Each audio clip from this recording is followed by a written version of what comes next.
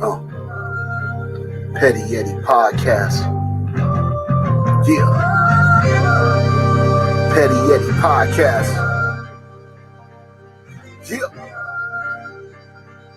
Yeah. I'm on point like Beckham, a one-handed catch. No one can do this now, I'm better than the rest. I'm Baker Mayfield with the cockiest. I'm related to be the greatest, no way you're stopping this. The first things first, no Chris Carter, the hands of stone.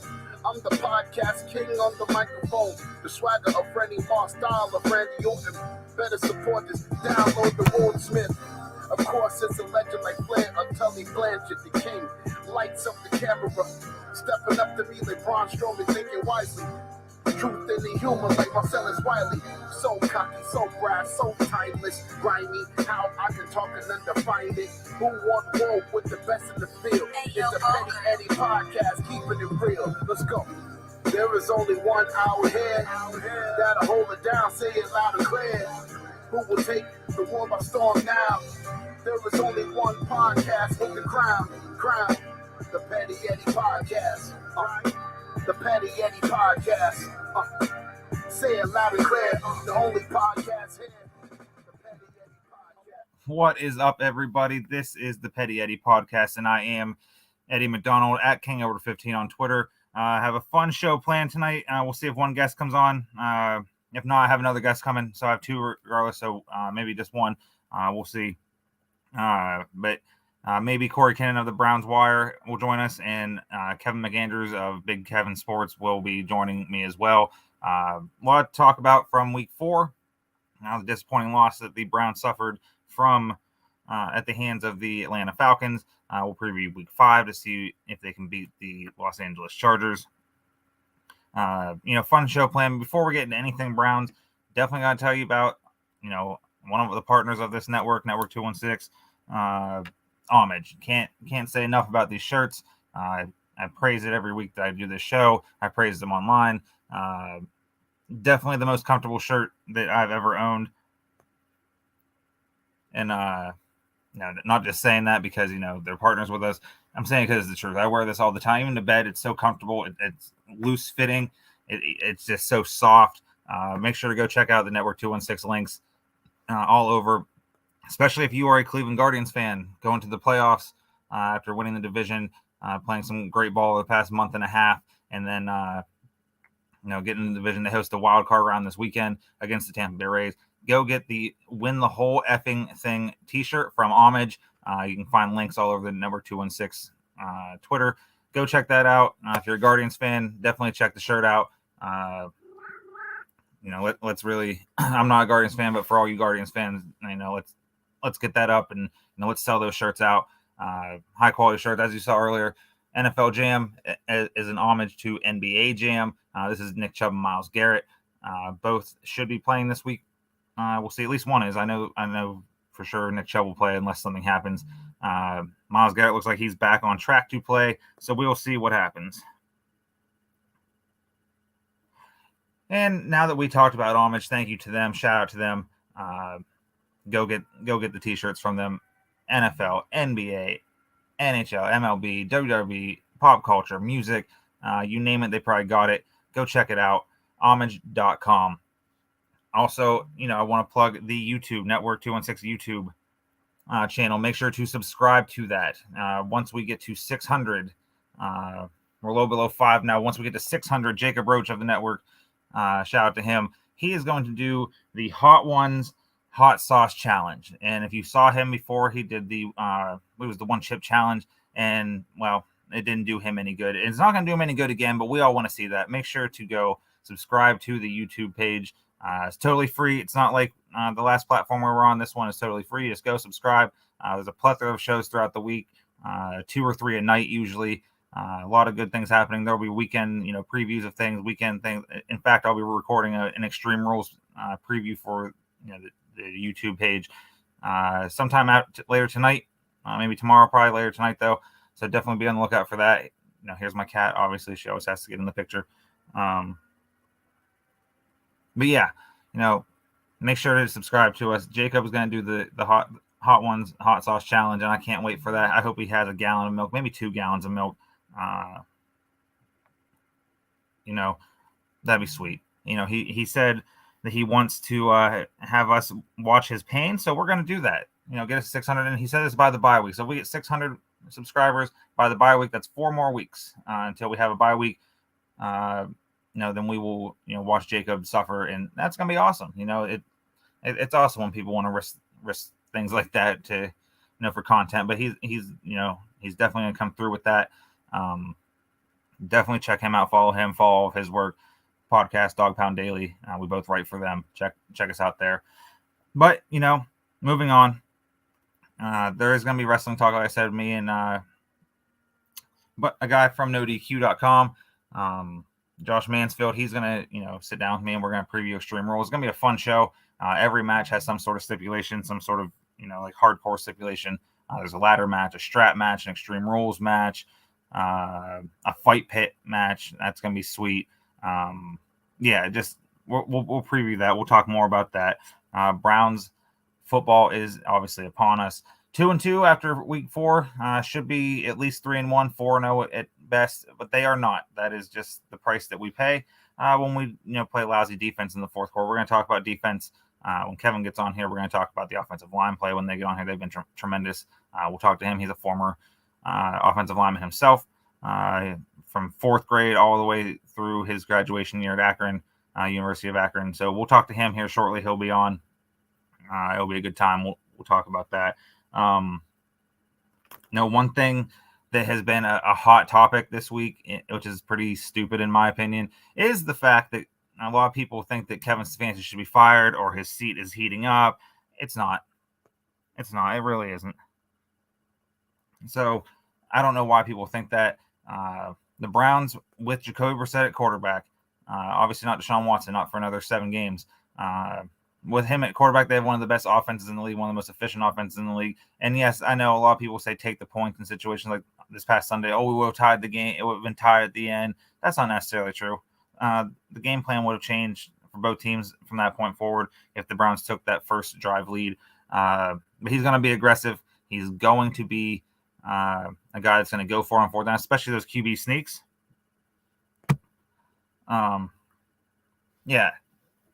With Brissett, I think he said something today. I'm 6'4". I can just lay down and get the yard. He's absolutely right. So Stefanski's not going to change his style. He's not on the hot seat. Now, if it's next year, rolls around, Deshaun Watson plays the full season, the Browns just underperform, then maybe he's on the hot seat. But as of now, absolutely not. Can absolutely not be on the hot seat right now. The Browns knew what they were getting into this season, whether that was 1 second here. I'm finalizing things with some guests. But that they knew what they were getting into. They didn't know the exact suspension length. It was obviously 6 at first and then got bumped to 11, which is every right. We talked about that ad nauseum all over. We know all about that. The Browns know what they were getting into, though. And so I don't think that Jimmy and D Haslam are just going to be like, all right, Kevin, sorry about your luck, buddy. You've had a lot of success for us, probably the best coach we've had since Marty Schottenheimer. But, you're not getting it done with Jacoby Brissett. Sorry. That's not going to happen. That's definitely not going to happen at all. That's just nonsense. I'm actually going to write something for Dog Pound Daily about this, and I'll further explain different things. But the fact that people think that he should be fired or is on the hot seat, that's completely ridiculous. I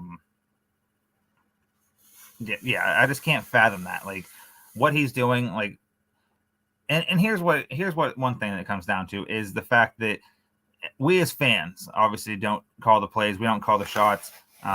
No, we're not going to run him out of town because we have no say in that. If Jimmy and D Haslam do decide to ever fire him for whatever reason, that's not because the fans push for it. That's not because they saw your tweet.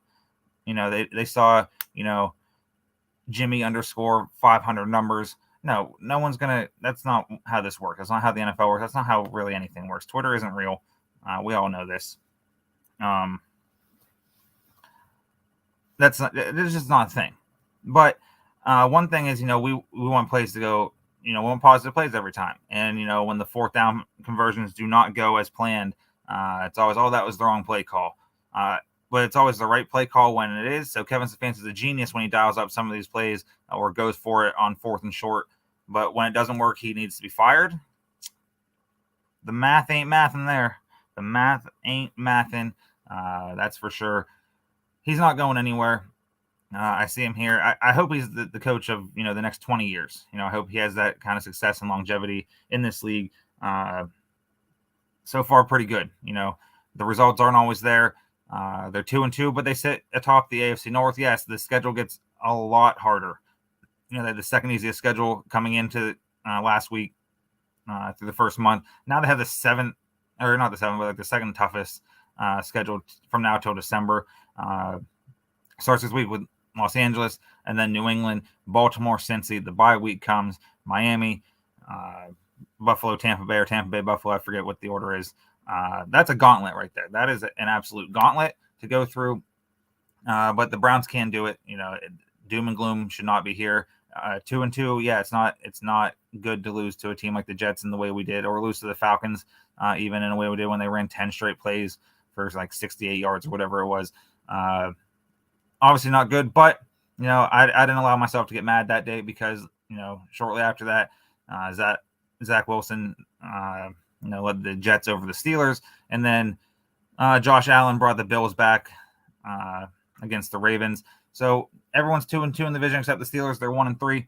Good, fuck them, hate them. But the sky is not falling. No matter, I know the schedule gets harder, but it's not like any of these games are like unwinnable. Every game in the NFL is winnable, no matter who is on each sideline. The parity of the league is outrageous this year. It's fantastic, though. It's fantastic to watch. Makes it a little bit easier when you see other teams around the league that aren't taking advantage of some things. Like we saw the Chiefs lose to the Colts a couple weeks ago. That didn't seem right. And then the Chiefs came out and smacked the Bucs the other night. So things happen. Teams win. All 32 teams have grown-ass men playing professional football. They're the best of the best in this. Corey Kinnan looks like he is here now. We will welcome him into the show momentarily here. Corey, what's up, man? How you doing? Good, Eddie. How are you?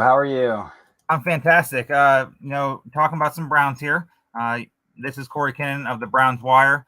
Go check him out. He's one of my favorite Twitter follows because some of the things I just said about Stefanski and people being overly critical of him, he responds to a lot of that, and I love what he says. He puts it how it is, and he puts it in a way that I can't put quite yet because he watches a lot more film than I do. But before we get to Browns talk, Corey, how are you doing? Mentally, physically, spiritually, all that stuff.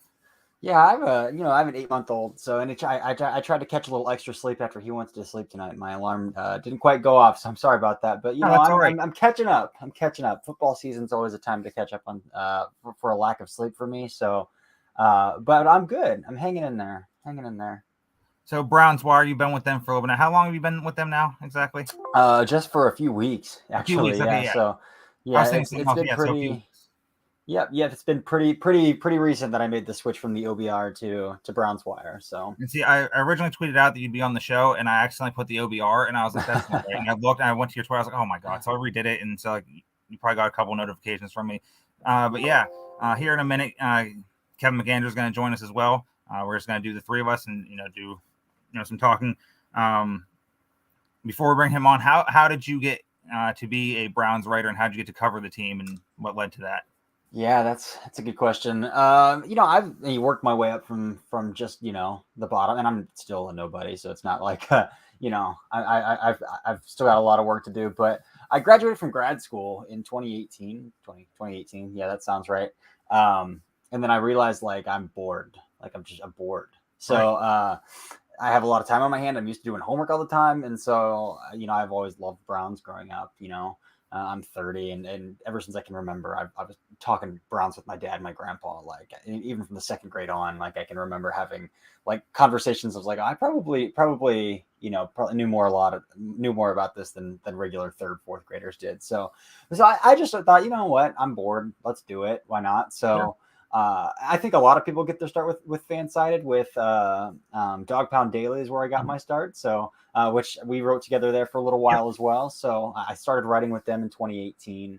Got to do some editing with Fansided as well on their draft site, some things like that. And then I've just kind of made I think I've hit probably every single Brown site that's been out there. So then I went to SI Browns Digest for a little while after I left Fansided, and then I did the OBR for a little bit, and now I'm with Browns Wire. So I think I'll probably be with USA Today for quite a while. I don't have any reason to think that I would be, kind of out and about looking for anything else anytime soon. So yeah, I've just kind of worked my way up, ask questions to the people who know more than I do, continue to ask questions to people who know more than I do, and just do the best I can to be wrong when I'm wrong, and then learn why I'm wrong and do it better next time. So it's just been a learning process, Sure. Yeah, but it's been a good time. So it's been fun. year 4. So yeah, year 4. Yeah, it's been fun covering or following along with you. It was fun writing with you for a little bit that you were there. I joined in 2021. Yeah, 2021. So we were there briefly. We overlapped. That was cool. But I'm glad to see you have a bunch of success. From an outsider's perspective, you're right a lot more than you're wrong, at least from what I see. But with that said, we're going to bring Kevin McAndrews to the stream. Let's add him here. Kevin, what's going on, man? How you doing? Hey, lads. Top of the morning to you. How are you doing? Fantastic. Great to hear it. Thank you for having me on, King Edward. And before we get to Browns talk, I ask Corey the same thing I always ask my guests. I feel it's very important. How you doing mentally, physically, spiritually, all that. How's life treating you? Oh, if I was any better, it'd be a sin. I've been doing great. Other than that Browns loss, everything's going great. I have 2 jobs I'm working at right now that I keep to myself. I kind of do this Brown coverage as my hobby. Big Kevin Sports has been my passion since about 2012. And over this past 2 years, I've gotten on over 56 podcasts and have been promoting them and stuff. And it's just pretty much just covering the Browns, Cavs, Guardians, Buckeyes, Zips, just all my favorite teams throughout my life. And I'm 31, by the way. So I also am 31. Yeah. So 31, 31, 30. So we all grew up with the best time frame, I think, honestly. Definitely. The 90s were kind of they were kind of trippy. The 90s were, if I remember right, but there was also a lot of freedom back then that we could. Yeah, I was a kid, so I enjoyed it. Yeah, you heard him. Big Kevin Sports. A lot of us do this as hobby. Obviously we all want to make some money off this, and there's a lot of money to be made in this content. Where we'll talk about that here shortly. But what I want to dive into, and Corey, we'll start with you. The question I talked about before you came on, and I'm going to just phrase it this way. This is just a question of how I'm going to phrase it. Is Kevin Stefanski a bad coach? No, not at all. Not at all. Like, I think, one, good teams don't fire coaches 4 weeks into a season. So, yeah, the seat's really hot on Joe Woods, but I can't recall a team that's been good that has competed down the stretch that fired a coach this early in the season. So I think especially the way that the Browns defense finished the year ago, they were a top 10 defense for the better part of the back half of 2021. They played really good teams too. They played the Packers on Christmas Day, and kept that game close. They played some really good teams down that stretch and played really good football, especially against the pass last year. So I think it's natural to come in and give Joe Woods a longer leash just based on the way they finished the year last year. I think they've made improvements the past 2 weeks defensively as well. So I don't think I've been vocal about this. There's a lot of reasons to want to fire Joe Woods. Sunday against the Falcons wasn't one of those games. I mean, Eddie, you could have been playing defensive tackle out there. Like that's where we're at. Like, and so yeah, they got gashed against the run. They were playing Tommy Togiai and Jordan Elliott and Perrion Winfrey and Isaiah Thomas and Alex Wright. Like, these are all second-year players or rookies. And then Isaac Rochelle played like 75% of the snaps as well, fresh off the practice squad. So at some point, like, if you're playing street clothes players, you're going to get street clothes results. And then the loss of Anthony Walker has also been huge as well. So, I mean, Joe Woods doesn't deserve any excuses, but, like, this isn't the game to get the pitchforks out for. The Falcons game was not the game. So Kevin, with that, speaking of, Joe Woods, you want to talk about a certain play that happened the other day, and it was a big pass play. The Falcons did. You wanted to break that down, so go ahead and do that and tell me what you saw and tell me what the Browns should have done and could have done differently. Oh, absolutely. Yeah. So it was the Browns defense had gotten up to that point 3 3-and-outs, and then they intercepted the ball, which the Browns offense got a field goal out of. But on that play in particular, it is 2nd and 10. It's 20-20 in the fourth with 3 minutes left. And it's the big pass play where it's, everyone said, broken down coverage again. Now, the way the Browns lined up, they lined up in a 4-3 offset. Now, essentially what a 4-3 offset is the safety, here would be the free safety comes up, covers the strong side, which would be the Atlanta tight end. So Mariota gets a snap, and it looks like they're going to run it to the right with the previous possessions, the 8 runs, the 10 runs, over and over and over. And when he snaps it, initially, thing about a 4-3 offset is the linebackers are responsible for it. If it's a run, the Sam has to commit to it, which in this case would be it would be Jock. And at the outside linebacker, it is Taki, because Taki is up in case that tight end comes over in motion to on the run. And when the ball snapped, you can see that Jock is at the yard line. They're at 2nd and 10, and he sees the play action, and he starts running backwards for his life. And Taki is being blocked by the tackle. So essentially here, what they're doing with the Browns, the corners are dropping back in the zone. This is a cover 3 sky. And now that Jock's at the line of scrimmage, Brisket kind of has to cover his position, which would be that middle of the field. And like we saw there, when they did the play action, Delpit did exactly what he was supposed to do. Instead of going up, he starts dropping back a little bit, and then you start going backwards. Well, when the catch is made, you see Jacob in the middle of the field. You see on the far side, you see Delpit. And how this should be is Jock should be where Phillips is, and Taki should be where the catch is made. So on that play, they were essentially, the defense were expecting run, and they committed to the run, but with the play action, and then with the extra time he was able to get Mariota with the scramble, it was a breakdown in coverage due to the 2 linebackers expecting the run. So with Anthony Walker out, he would have been the one that called the plays, make the adjustments at linebacker. Essentially on this, it would be either Phillips' responsibility or it would be Jock. And just from what I'm seeing, it just, the breakdown was just, instead of the 4-3 where the linebackers are responsible, commit to the run or dropping the pass. And it's obviously a cover 3 because we see Ward go all the way back, kind of like a safety. And then the middle of the field essentially is number 43. John Johnson. Yeah, Johnson, the third. And then on the other side is Newsome dropping back there. So it was just a breakdown in terms of the linebackers' expected run. They committed to a run. Taki's getting blocked by the tackle.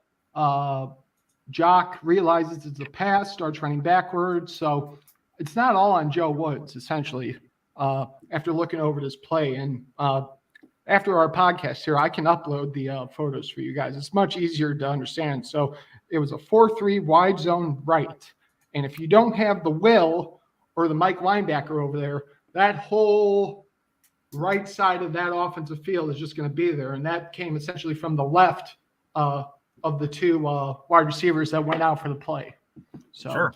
It was just a breakdown in the middle linebackers coverage. Plus, it doesn't help that both our defensive ends couldn't contain the run to the inside or pass rush at all. As we said, their second string defensive ends. So a lot of the run game that the Falcons were able to get was essentially due to both our defensive ends not containing that run, which is their job play by play. It's not up to our cornerbacks and second string safety to come up and make a tackle on a power runner.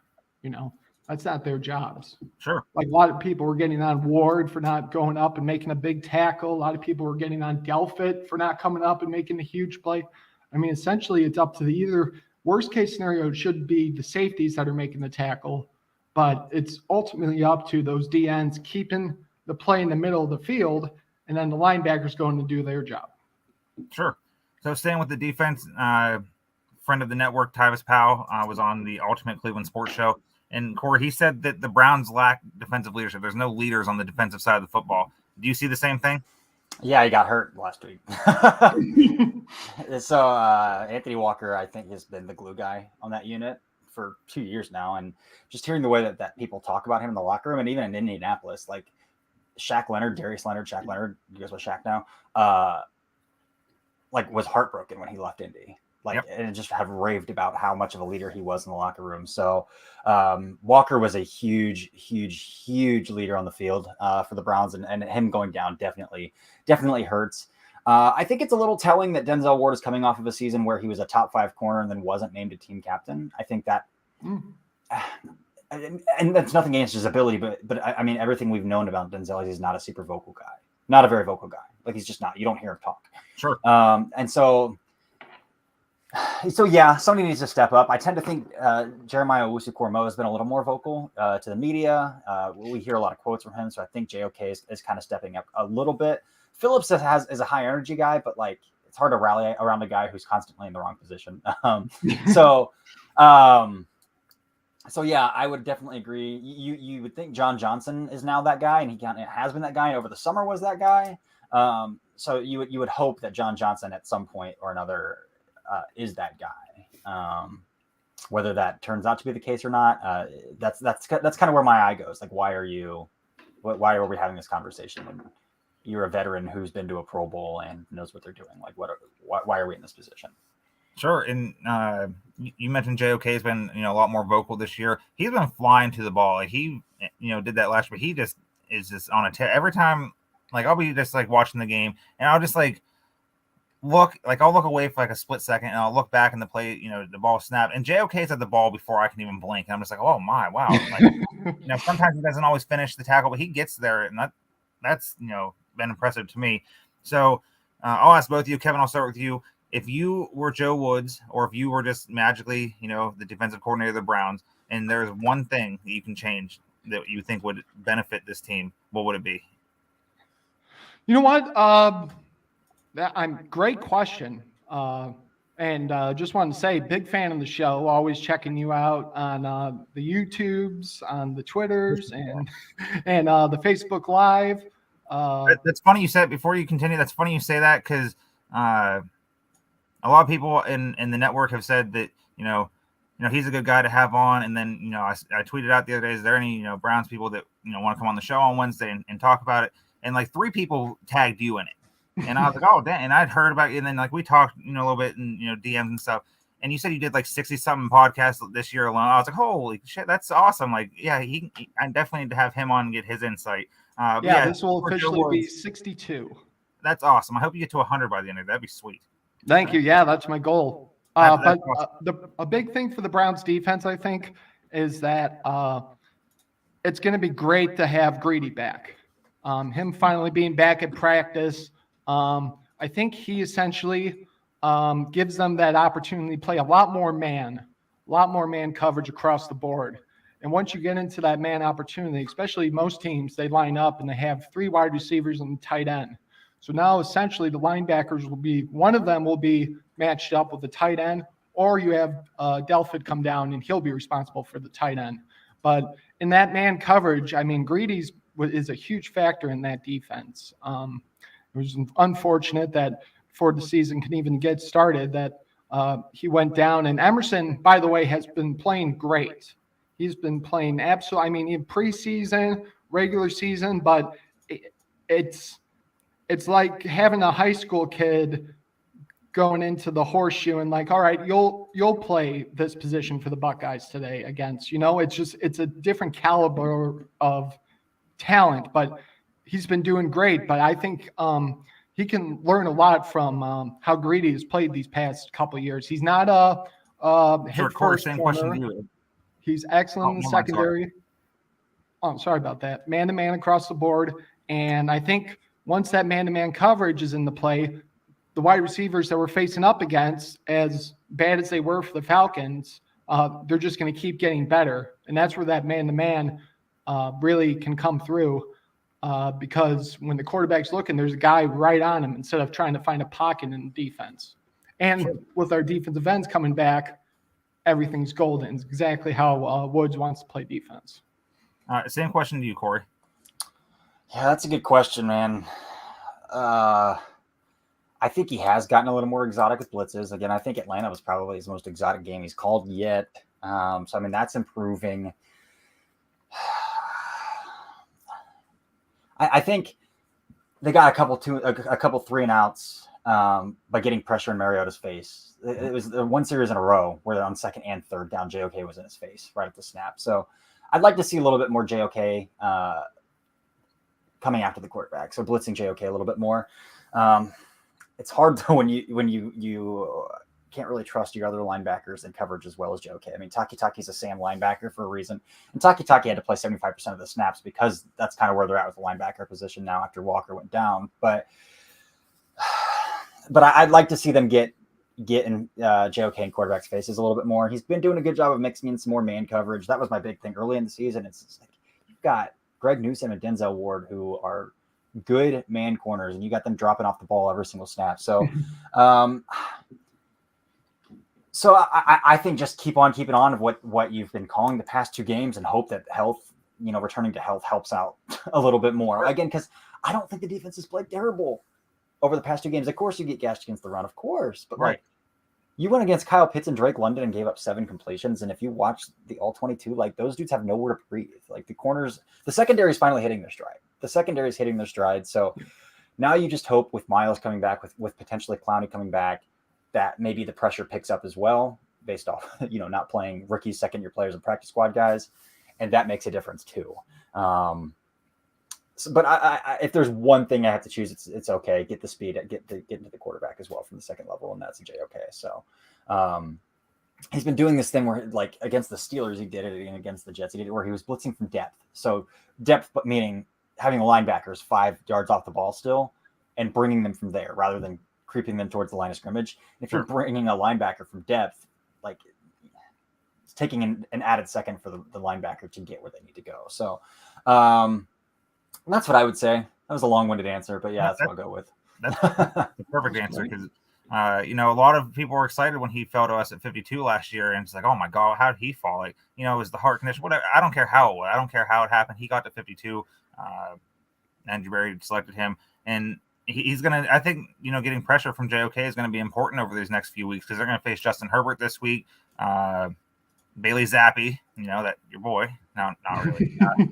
So that's not really one, but get pressure on him. He's a young guy. If he's still in there. Then you got Lamar and Burrow before you go into the bye. And then you come back with, I'm hoping Tua and then Allen and Brady. That you got to get pressure on, outside of Clowney and Garrett and JOK. I think that's an excellent answer. Speaking of Clowney and Garrett, Clowney did not practice today. He was there for the walkthrough this morning. But then Miles did practice. Was he a full participant in practice? Yeah, he was limited in practice, but he wasn't listed on the injury list. Okay, cool. So I think it was Jacob Roach said earlier he watched a clip and that Miles looks, like Myles Garrett, like nothing happened. So hopefully that's the case because they were desperately missed this past week. Moving to the offensive side of the ball, Kevin, you want to talk about the offensive line play because you are a former offensive lineman. You said from 4th grade all the way through, and you graduated from Akron when? The University of Akron, class of 2017. Yeah. Okay, so you from 4th Terry grade. Bowdenball. That's a long time, and you know a thing or two about the offensive line. Akron is where my grandfather grew up. He's not my paternal grandfather, but my grandfather nonetheless. That's his hat he's wearing. So Akron roots, it's cool. That's a reason why I root for the Browns. The biggest wonderful. Goes up. But yeah, the offensive line, I think they played pretty great this year. Obviously, the running game is a factor of that. What have you seen from the offensive line that has you excited that, the offense is still going to just keep on doing its thing? Yeah, essentially the offensive line, you can really notice the difference between the offensive line we started with and the big return of Jack Conklin. I feel like with Conklin back at that right tackle and solidifying himself when he's not getting his face mask ripped off and no one sees it against the Steelers. But him on that right side, they're able to now pull both the left guard Batonio and the left tackle Wills, which is great to see again. They weren't able to do that at all last year when Conk went down, and also his backup. But pass protection's been great. It's just a matter of wide receivers getting open. I think the one bad play, and you're going to have some surprises. This past week, Batonio had a great game up until that final drive where the star Falcons defensive end and that 3-4 front was able to get by him on that one play, but and it came right up to the blind side of Brisket. But I would think that Brisket, as a veteran, would be aware that there is potential. You can't, because we have these great down linemen up front, and you can't just assume that every play you're going to get over 4 seconds being able to pass it. You have to have a little bit of that on the line awareness, which he's been doing good when he has been often able to run. You see that the offensive linemen are still blocking at that point. Usually the ball's already gone in the air, and then they move on and do those plays. The one position that worries me a lot is the center play. I know we had 2 centers go down to injured reserve, and he's doing an excellent job in there. It just seems like he's a little bit of the weak link of the line, and that's something to look out for. I love the improvements that Njoku continues to make from that first 2 years of him telling the story that Garrett saw him in film and saw that he wasn't even trying on blocks. So that entire 2 weeks of practice in the bye, he just kept throwing him right to the ground. And Njoku worked in the locker room and worked on his power and understood the importance of not only run blocking, but pass blocking. If you remember last year, we had 4 tight ends on the roster. And essentially, both our left tackles were either backup guards or backup centers playing at the tackle position. And during those games, people are like, well, we paid Njoku this X amount of money. It's so much for him. He does a great work before running his route. He chips that defensive end so they can't get around at the end. And I think he learned a lot of that from Hooper and also practice play with Myles Garrett. So I've been really impressed with the offensive line. On that touchdown Chubb had, that 28 yards, Batonio was able to take the D end and say, me. And then what Wills does essentially on that zone blocking is a you. He got to the second level. He blocked the linebacker to the safety, and that was able to get Chubb going. Really frustrated they're not running the ball enough. Seeing these plays, it's like they gain 5 yards on second down usually. First down, pass incomplete. Third down, pass short of the first down. So, I think we should be, if we're going to be a balanced team or a power run team, I think they really have to commit to this run game because you have Chubb, Hunt, and you're going to be able to gain 3 to 4 yards and don't make it anything too complicated. I mean, their longest drive, they would do a first down 5-yard pass and then run it for 7, first down, and then the defense is offset, doesn't know what's happening, then a run, and that sets up for that bootleg play action that we saw a lot with Baker throughout the years. I think Brisket, I think that's the perfect play call for him to be able to, the first play of the game, the huge play action, all their linebackers, defensive line commit to it, Donovan Peoples-Jones right there. That's what they need to commit. But if you're not going to consistently run it and change it up I saw some of the offensive formation sets, and I knew they were passing on some plays. And so obviously Atlanta knows. So I think the Browns just need to make it – it's either got to be a 50-50 or you got to go 60-40, even limit the passing. That's just my thought. And do quicker routes. We don't need these huge, amazing plays. I mean, great catch by Donovan Peoples-Jones. I think that was his coming out game since I think the first time that I saw that potential was his big catch on the road in Cincinnati, that game-winning touchdown. I think he's back at that point. He doesn't have to be the wide receiver one anymore. And with this offensive line, you're going to have protection. You just need to call the right routes, the right plays to adjust to the defense. So a little long-winded, but that's usually just how I talk. You can ask the dog chug guys and big play. A 30-minute show will turn into an hour and 45. So hey, I'm all for it. I'm here to listen to other people talk about sports and educate me on things. Corey, with the offense, he said, more run. And you see that a lot on Twitter. Everyone says, run the ball. The guy has the shirt now. Do they need to run the ball more, or are they run the damn ball, Kevin? Are they running enough? And what does that say to Kevin Stefanski and his aggressiveness? Oh, your mic's muted. I do that like once a week when I go on places. I think they're fine with the balance they've shown. Again, there's only 3 teams running the ball more than they are. Nick Chubb's on pace for by far the most carries in his career that he's ever seen. I mean, he's on pace for like 344 carries or something crazy like that. He's on pace. And I think they're calling on average 32, 35 designed runs a game. So, and that's excluding QB sneaks. So that's excluding scrambles. And so, I tend to think that they're okay, especially when you look at the passing efficiency they're seeing as well. I mean, they're still in terms of efficiency, the 11th best, most efficient passing offense in the NFL. So their passing game hasn't been a detriment last year, the passing game was absolutely a detriment. We haven't seen that yet.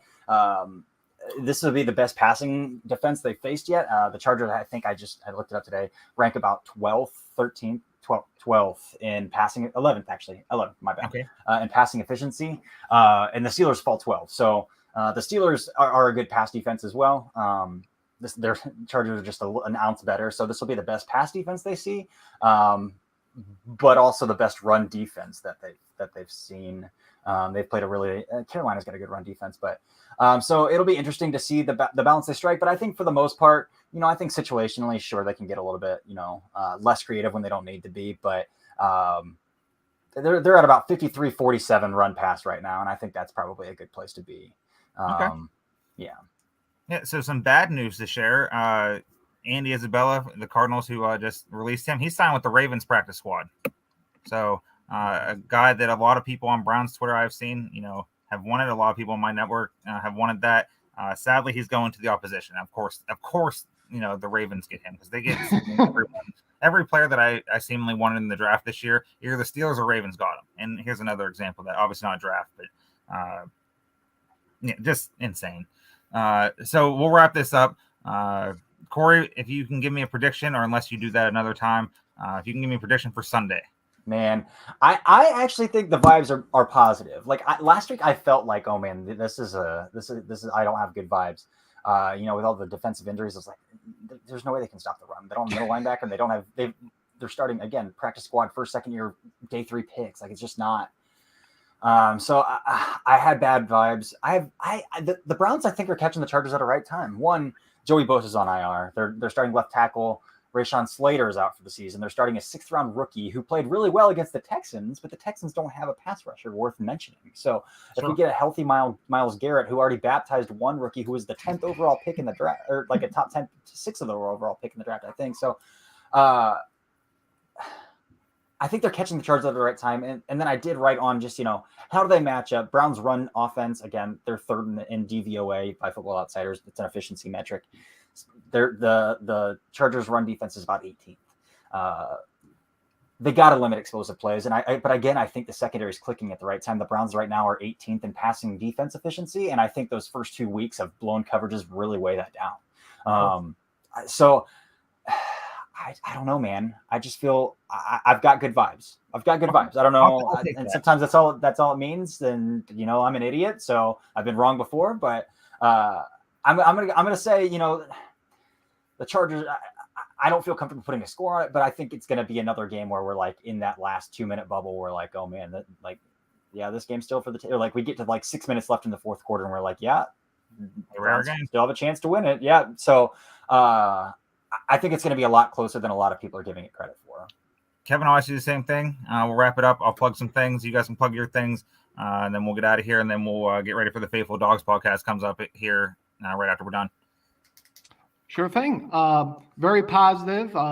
Very happy to see Corey saw my notes for the upcoming game with Bosa out in that tackle. I mean, it's prime pickings. I mean, this is essentially going into the season with this matchup. We would worry about Joey Bosa and that offensive line play, but the left side tackle is essential for an offense to be able to. And now it's what kind of depth do you have? And for the Chargers, essentially, it's they put most of their money into skill positions and being able to stop the run.